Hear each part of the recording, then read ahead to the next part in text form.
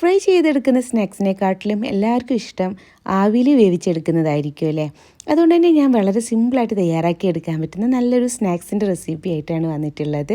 ഈവനിങ്ങിൽ ചായയുടെ കൂടെ ഉണ്ടാക്കിയെടുക്കുകയെന്നുണ്ടെങ്കിൽ നല്ല ടേസ്റ്റാണ് കേട്ടോ.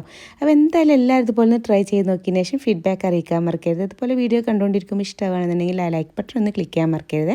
ചാനൽ സബ്സ്ക്രൈബ് ചെയ്തിട്ടില്ല എന്നുണ്ടെങ്കിൽ ഒന്ന് സബ്സ്ക്രൈബ് ചെയ്ത് സപ്പോർട്ട് ചെയ്യാനായിട്ട് മറക്കരുത് കേട്ടോ. അപ്പോൾ എങ്ങനെയാണ് തയ്യാറാക്കി എടുക്കുന്നത് എന്നുള്ളത് നോക്കാം.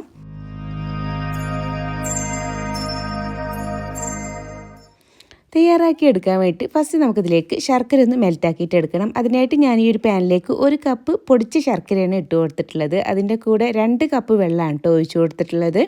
നമുക്ക് ശർക്കര ഒന്ന് മെൽറ്റാക്കിയിട്ട് എടുക്കാനാണ്. ഇനി നന്നായിട്ടൊന്ന് മിക്സ് ചെയ്ത് കൊടുത്ത് ശർക്കരയൊക്കെ നന്നായിട്ടൊന്ന് മെൽറ്റായിട്ട് വരട്ടെ. അപ്പോൾ ഇതാ ശർക്കരയൊക്കെ നന്നായിട്ട് മെൽറ്റായിട്ട് വന്നിട്ടുണ്ട് കേട്ടോ. നല്ലപോലെ ഒന്ന് തിളച്ച് വന്നിട്ടുണ്ട്. ഇനി ഫ്ലെയിം ഓഫ് ചെയ്തിട്ട് ഇത് മാറ്റി വെക്കാം. വേസ്റ്റൊക്കെ ഉള്ള ശർക്കര എന്നുണ്ടെങ്കിൽ ഒന്ന് അരിച്ചെടുത്തിട്ട് വേണ്ട നമ്മൾ യൂസ് ചെയ്യാൻ. ഇനി അടുത്തതായിട്ട് ഞാൻ സ്റ്റൗവിൽ വേറൊരു പാൻ വെച്ചൊന്ന് ചൂടാക്കി എടുത്തിട്ടുണ്ട്. അതിലേക്ക് 1 ടീസ്പൂൺ നെയ്യ് ഇട്ട് കൊടുക്കുക. നെയ്യ് ഒന്ന് മെൽറ്റായിട്ട് വരട്ടെ.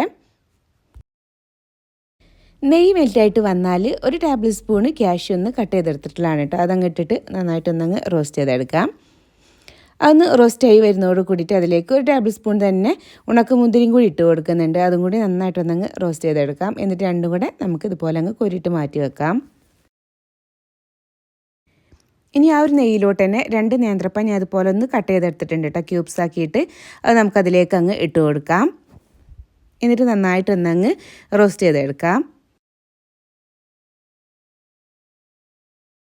കുറച്ച് ടൈം എടുത്തിട്ട് നന്നായിട്ട് വഴറ്റിയിട്ട് എടുക്കണേ. നല്ലപോലെ ഒന്ന് ഇങ്ങനെ ഏകദേശം ഒന്നിങ്ങനെ ഉടഞ്ഞ് വരുന്ന രൂപത്തിലൊന്ന് ആക്കിയിട്ട് എടുക്കണം കേട്ടോ. ഇപ്പോൾ നന്നായിട്ട് വഴറ്റിയിട്ട് എടുത്തിട്ടുണ്ട്. അത് കണ്ടില്ലേ, ഈ ഒരു രീതിയിൽ വേണം നമ്മളിതൊന്ന് വഴറ്റിയിട്ട് എടുക്കാൻ. ഇനി അതിലേക്ക് നമുക്കൊരു 3/4 കപ്പിൻ്റെ മുകളിൽ കണ്ടിട്ട് തേങ്ങ ഒന്ന് ചെരുവി എടുത്തിട്ടുള്ളതാണ്. അതങ്ങ് ഇട്ട് കൊടുക്കുന്നുണ്ട്. എന്നിട്ട് കുറച്ച് ടൈം എല്ലാം കൂടെ ഒന്നും കൂടെ ഒന്നങ്ങ് റോസ്റ്റ് ചെയ്തെടുക്കാം.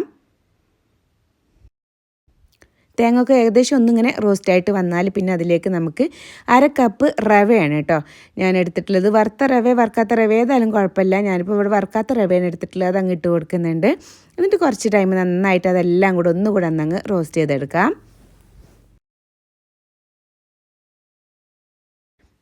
ഒന്ന് ഇതുപോലെ റോസ്റ്റായിട്ട് വന്നാൽ ഇനി അതിലേക്ക് നമുക്ക് 2 ടേബിൾ സ്പൂണ് വറുത്ത അരിപ്പൊടിയാണ് ഇട്ട് കൊടുത്തിട്ടുള്ളത്.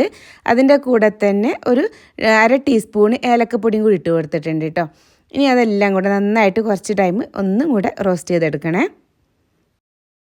ലാസ്റ്റായിട്ട് 1 ടീസ്പൂണും കൂടെ നെയ്യ് ആഡ് ചെയ്ത് കൊടുക്കുക കേട്ടോ അതിലേക്ക്. എന്നിട്ട് എല്ലാം കൂടെ ഒന്നുകൂടെ ഒന്ന് റോസ്റ്റ് ചെയ്തെടുക്കണേ.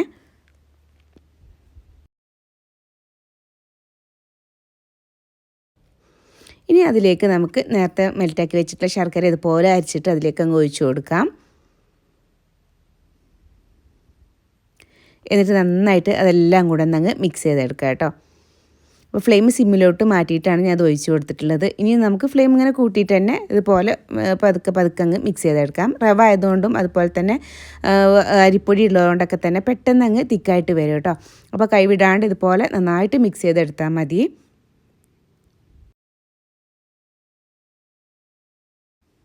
അപ്പോൾ അത് ഏകദേശം ഇങ്ങനെ കുറുകിയിട്ട് വരുന്നുണ്ട് കേട്ടോ. കുറച്ച് ടൈം കൂടെ നന്നായിട്ട് മിക്സ് ചെയ്തുകൊണ്ടേ ഇരിക്കാം.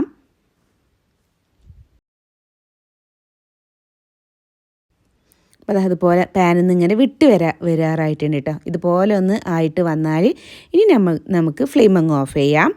അതിന് ശേഷം ഫ്ലെയിം ഓഫ് ചെയ്തതിന് ശേഷം ലാസ്റ്റായിട്ട് നമ്മൾ നേരത്തെ റോസ്റ്റ് ചെയ്ത് വെച്ചിട്ടുള്ള ആ ക്യാഷ്യും ഉണക്കമുന്തിരി ഉണ്ടല്ലോ അതും കൂടി അതിലേക്ക് ഇട്ടിട്ട് നന്നായിട്ടങ്ങ് മിക്സ് ചെയ്തെടുക്കണേ.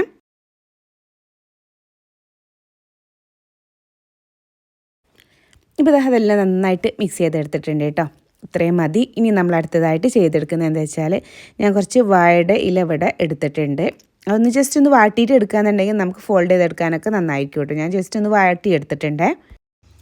ഇനി അതിൽ നിന്നൊരു വാഴയുടെ ഇല എടുത്തിട്ട് അതിൽ കുറച്ച് നെയ്യൊന്ന് സ്പ്രെഡ് ചെയ്ത് കൊടുക്കുക കേട്ടോ. അതുപോലെ അങ്ങ് കൈ വെച്ചിട്ട് തന്നെ അങ്ങ് സ്പ്രെഡ് ചെയ്ത് കൊടുത്താലും മതി. എല്ലാ ഭാഗത്തേക്കും ഒന്ന് ആക്കി കൊടുക്കണേ. അതിനുശേഷം നമ്മൾ നേരത്തെ ഉണ്ടാക്കിയ ആ മിക്സിൽ നിന്ന് 1 ടേബിൾ സ്പൂൺ ഇതുപോലെ അങ്ങ് എടുത്തിട്ട് വെച്ച് കൊടുക്കുക കേട്ടോ. എന്നിട്ട് നമുക്കൊരു നീളത്തിൽ ഇങ്ങനെ ആക്കിയെടുക്കണം. അതിൻ്റെ ഷേപ്പ് ഇതുപോലെ ഇങ്ങനെ കറക്റ്റ് ആക്കിയിട്ട് എടുക്കുക. കുറച്ചും കൂടി എടുത്തിട്ടുണ്ട് കേട്ടോ. അതും കൂടി വെച്ച് കൊടുക്കുന്നുണ്ട്. എന്നിട്ട് എല്ലാ ഭാഗത്തേക്കും ഇതുപോലെ ഒന്നങ്ങ് സ്പ്രെഡ് ചെയ്ത് കൊടുക്കാം.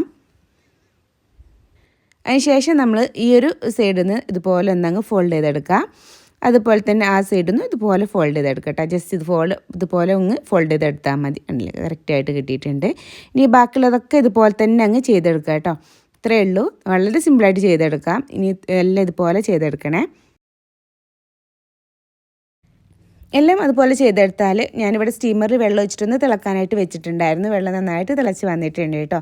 ഇനി ഇതിലേക്ക് നമ്മൾ ആക്കിയെടുത്തിട്ടുള്ള ഓരോ വാഴയുടെ ഇല ഇതുപോലെ അങ്ങ് വെച്ച് കൊടുക്കാം. സ്റ്റീമറിൻ്റെ ഉള്ളിലോട്ട് ഇതുപോലെ അങ്ങ് വെച്ച് കൊടുത്താൽ മതി. അല്ലാന്നുണ്ടെങ്കിൽ ഇഡ്ഡലീൻ്റെ തട്ടുണ്ട്, ഇഡ്ഡലി തട്ടിൽ വെച്ചിട്ട് നമുക്കിതുപോലെ ആവി കയറ്റി എടുക്കാം കേട്ടോ. ഏത് രീതിയിലും ചെയ്തെടുക്കാവുന്നേ ഉള്ളൂ. ഇനി നമുക്ക് ഇതങ്ങ് അടച്ച് വെക്കാം കേട്ടോ. അടച്ച് വെച്ചിട്ട് ഒരു 5-6 മിനിറ്റ് കേട്ടോ. അപ്പോഴേക്കിന് തന്നെ ഇത് നന്നായിട്ട് കുക്കായിട്ട് കിട്ടും. ഓൾറെഡി ഇതൊന്ന് കുക്കായിട്ട് വന്നിട്ടുള്ളതും കൂടിയല്ലേ. ഒരു 6 മിനിറ്റൊക്കെ വെച്ചാൽ മതിയേ. ഇപ്പോൾ ഇതാ ഒരു 6 മിനിറ്റൊക്കെ ആയിട്ടുണ്ട്. ഞാൻ ഫ്ലെയിം അങ്ങ് ഓഫ് ചെയ്തിട്ടുണ്ട് കേട്ടോ. നമ്മുടെ പലഹാരം ഇവിടെ റെഡി ആയിട്ട് വന്നിട്ടുണ്ട്. ഇനി നല്ല പോലെ ഒന്ന് തണുത്ത് വരട്ടെ. അതിന് ശേഷം നമുക്ക് ഇത് സെപ്പറേറ്റ് ചെയ്തെടുക്കാം. അപ്പോൾ അത് ഫുള്ളായിട്ട് തണുത്ത് വന്നിട്ടുണ്ട് കേട്ടോ. ഇനി നമുക്കിതൊന്ന് ഇതിൻ്റെ ഒരു വാഴയുടെ ഇലയിൽ നിന്നൊക്കെ ഒന്ന് സെപ്പറേറ്റ് ചെയ്ത് കൊടുക്കാം. നല്ല പോലെ നല്ല തിക്കായിട്ട് തന്നെ വന്നിട്ടുണ്ട്. കണ്ടില്ല, നല്ല സെറ്റായിട്ട് വന്നിട്ടുണ്ട്. ഇനി ഇതുപോലെ അങ്ങ് പൊട്ടിച്ചെടുക്കാം. നല്ല ടേസ്റ്റാണ് കേട്ടോ. വളരെ സിമ്പിളായിട്ട് തയ്യാറാക്കി എടുക്കാൻ പറ്റുന്ന നല്ലൊരു പലഹാരമാണ്. അതാണല്ലേ, നല്ല ടേസ്റ്റ് ഉണ്ട് കഴിക്കാനൊക്കെ. അല്ലേ, ഇതുപോലെ നല്ല സെറ്റായിട്ട് തന്നെ കിട്ടിയിട്ടുണ്ട്. അപ്പോൾ എന്തായാലും എല്ലാവരും ഇതുപോലെ ഒന്ന് ട്രൈ ചെയ്ത് നോക്കിയതിന് ശേഷം ഫീഡ്ബാക്ക് അറിയിക്കാൻ മറക്കരുത്. അപ്പോൾ ഇൻഷാ അല്ലാഹ് ഇനി മറ്റൊരു വീഡിയോ ആയിട്ട് വരുന്നവരേക്കും ബായ്. Thank you. അസ്സലാമു അലൈക്കും.